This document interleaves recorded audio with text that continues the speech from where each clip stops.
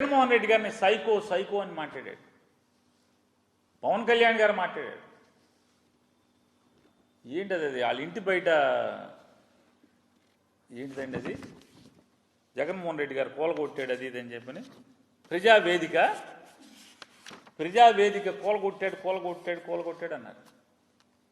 జగన్మోహన్ రెడ్డి గారు ఏం చెప్పాడు మొదటి కలెక్టర్స్ కాన్ఫరెన్స్లో? ప్రజల్ని వాళ్ళ ఆస్తులు నిర్మాణం చేసేప్పుడు రూల్స్కి విరుద్ధంగా ఉంటే మనం వెళ్ళి నోటీసులు ఇచ్చి పడేస్తాం.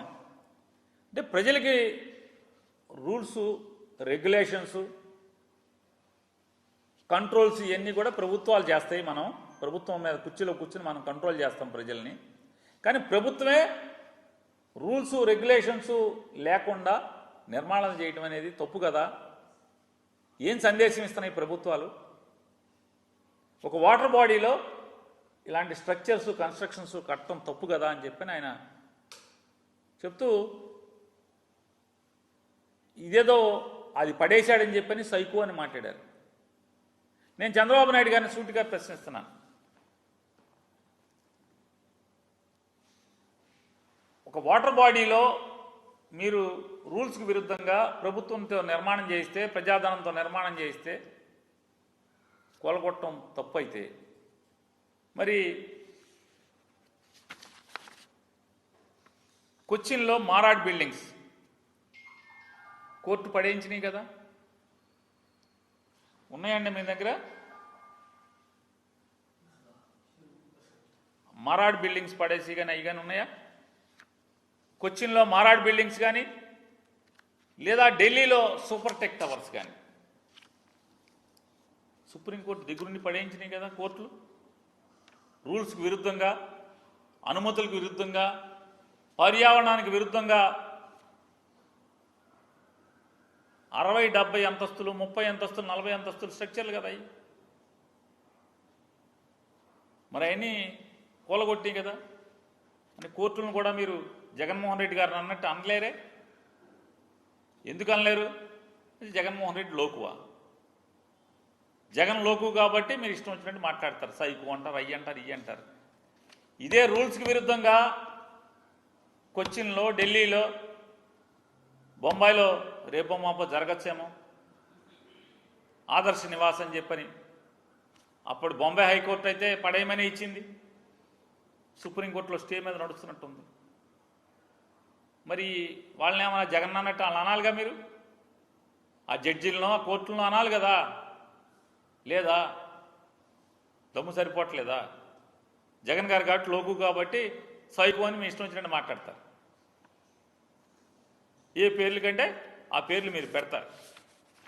ఒకటే అడుగుతున్నానండి, ఇవాళ ముఖ్యమంత్రిగా ఉన్నారు కదా, ఇవాళ రూల్స్కి విరుద్ధంగా మీ దగ్గర మంత్రిగా చేసినటువంటి, మీరు ముఖ్యమంత్రిగా ఉండగా మీరు మంత్రిగా చేసినటువంటి అప్పటి ఇరిగేషన్ శాఖ మంత్రి, అతని డైరెక్షన్లో మంత్రి గారి ఆదేశాల మేరకు మీరు ఏదైతే కాపురం ఉంటున్నారో ఆ కాపురం ఉండేటువంటి ఇంటికి కూల్చివేతకు నోటీసులు ఇచ్చారా లేదా? మీ ప్రభుత్వమే కదా. మరి వాళ్ళు మీరు ఆ ఇంట్లో ఎట్లా ఉంటున్నారు? ఆ ఇల్లు ఎవరిది? ఇదివరకంటే పోనీ మీరు సమాధానం చెప్పాల్సిన పని లేకపోవచ్చు, కానీ వాళ్ళ ముఖ్యమంత్రిగా ఉన్నారు, బాధ్యతాయుతమైనటువంటి ఒక పదవిలో కూర్చుని ఉన్నారు మీరు. ఆ ఇల్లు ఎవరిది? మీదా? మీ సొంతమా? లేదా అది లింగమనేని రమేష్ గారిదా? లేదా రాష్ట్ర ప్రభుత్వందా? ఎవరిది?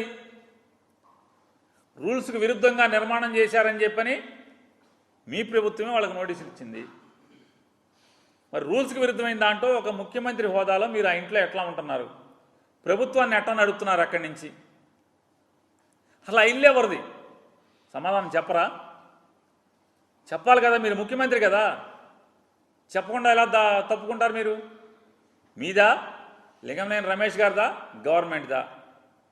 మీదైతే మీ పేరు మీద ఉందా? ఇంటి పన్ను మీరే కడుతున్నారా? లేదు, మీది కాదు.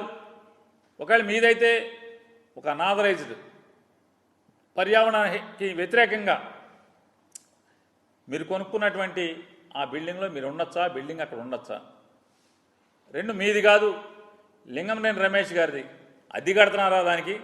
అద్దె కడుతుంటే ఆధారాలు ఉన్నాయా?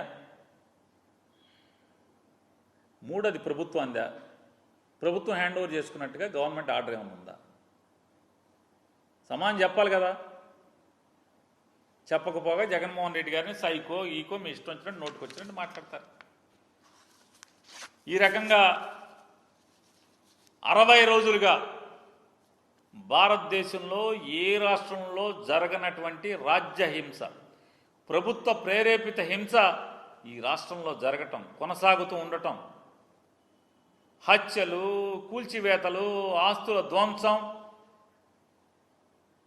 పాపం మిలిటరీ ఆయన ఏం చేశాడు? పాపం దేశాన్ని కాపాడి మనందరం సుఖంగా బతకటానికి, మనందరం శాంతిగా బతకటానికి తన ప్రాణాలని పణంగా పెట్టి మిలిటరీలో ఉద్యోగం చేసి వచ్చి ఓ చిన్న ఇల్లు కట్టుకుంటే ఆ ఇంటిని ధ్వంసం చేస్తారు మీరు.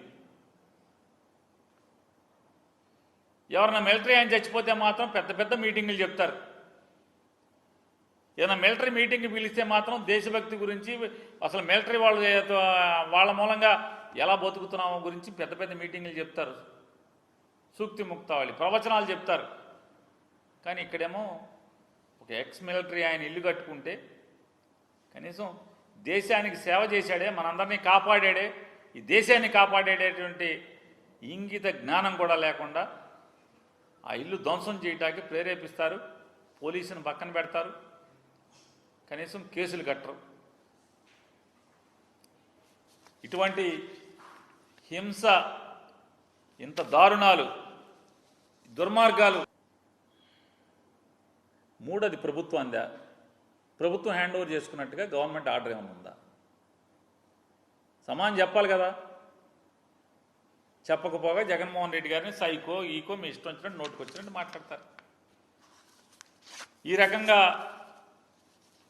60 రోజులుగా భారతదేశంలో ఏ రాష్ట్రంలో జరగనటువంటి రాజ్య హింస, ప్రభుత్వ ప్రేరేపిత హింస ఈ రాష్ట్రంలో జరగటం, కొనసాగుతూ ఉండటం, హత్యలు, కూల్చివేతలు, ఆస్తుల ధ్వంసం. పాపం మిలిటరీ ఆయన ఏం చేశాడు? పాపం దేశాన్ని కాపాడి మనందరం సుఖంగా బతకటానికి, మనందరం శాంతిగా బతకటానికి తన ప్రాణాలని పణంగా పెట్టి మిలిటరీలో ఉద్యోగం చేసి వచ్చి ఓ చిన్న ఇల్లు కట్టుకుంటే ఆ ఇంటిని ధ్వంసం చేస్తారు మీరు. ఎవరన్నా మిలిటరీ ఆయన చచ్చిపోతే మాత్రం పెద్ద పెద్ద మీటింగులు చెప్తారు. ఏదైనా మిలిటరీ మీటింగ్కి పిలిస్తే మాత్రం దేశభక్తి గురించి, అసలు మిలిటరీ వాళ్ళ మూలంగా ఎలా బతుకుతున్నామో గురించి పెద్ద పెద్ద మీటింగులు చెప్తారు. సూక్తి ముక్తావళి ప్రవచనాలు చెప్తారు. కానీ ఇక్కడేమో ఒక ఎక్స్ మిలిటరీ ఆయన ఇల్లు కట్టుకుంటే కనీసం దేశానికి సేవ చేశాడే, మనందరినీ కాపాడాడే, ఈ దేశాన్ని కాపాడేటటువంటి ఇంగిత జ్ఞానం కూడా లేకుండా ఆ ఇల్లు ధ్వంసం చేయడానికి ప్రేరేపిస్తారు. పోలీసుని పక్కన పెడతారు, కనీసం కేసులు కట్టరు. ఇటువంటి హింస, ఇంత దారుణాలు, దుర్మార్గాలు